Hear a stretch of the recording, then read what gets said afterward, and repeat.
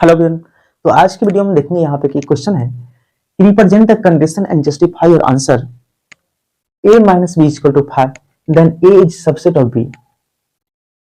इसमें कहा गया क्वेश्चन में कि आपको एक आंसर को जस्टिफाई करना है कि a minus B equal to 5 आपको दिया हुआ है, तो a is subset of b। अगर a minus B equal to 5 है तो यहाँ पे a b का सबसेट होगा। देखिए हम देखेंगे यहाँ पे कि a minus B equal to 5 का मतलब क्या होता है।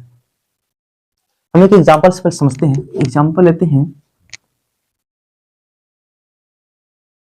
लेट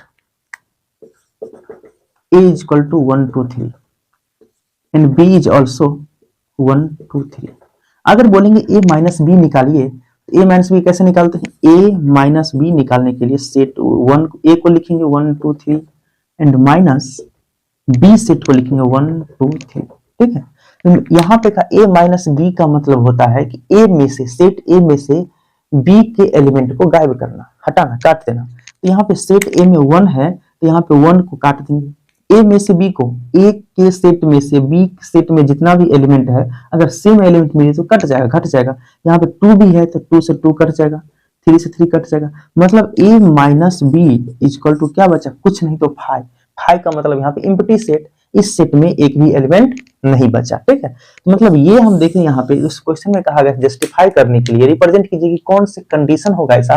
तो कंडीशन बताएंगे कि जब यहाँ पे दो सेट को माइनस करने पर 5 आता है, इसका मतलब ये हुआ कि दोनों सेट में नंबर ऑफ एलिमेंट सेम होगा। ठीक है, मतलब दोनों में सेम सेम एलिमेंट होगा तब तो 5 बचेगा। अगर मान लीजिए कि a इज इक्वल टू यहाँ पे 1 2 3 4 लेंगे and b is equal to 1 2 3 ले लेंगे, अगर तब बोलेंगे a माइनस बी निकालिए हमको, तो यहाँ पे आपका 1 से 1 कट जाएगा। a माइनस बी करेंगे तो 1 से 1 कटेगा, 2 से 2, 3 से 3 कटेगा, 4 तो बचेगा। a माइनस बी जो हमको मिलेगा उसमें कुछ ना कुछ एलिमेंट मिलेगा, 4 मिलेगा। तो यहाँ पे कहा गया कौन सा कंडीशन? तो कंडीशन इसका ये होगा कि both elements are in same element. यहाँ पे दोनों both set are in same element, कहा गया दोनों सेट में एलिमेंट क्या है? सेम सेम एलिमेंट होगा। तो यहाँ पे क्या होगा? ये आपका 5 हो जाएगा। अब यहाँ बताना कि then a is subset of b। तो अगर इस कंडीशन को सेटिस्फाई कर रहा है तो आपको ये बताना है कि a is subset of b।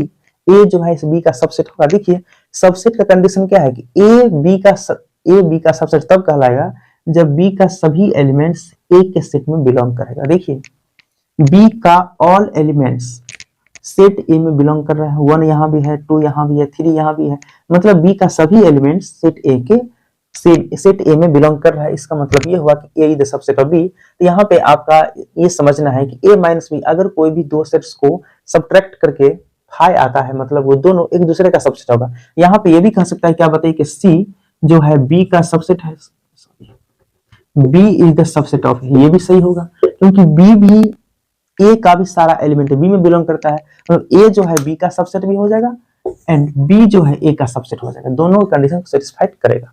ठीक है।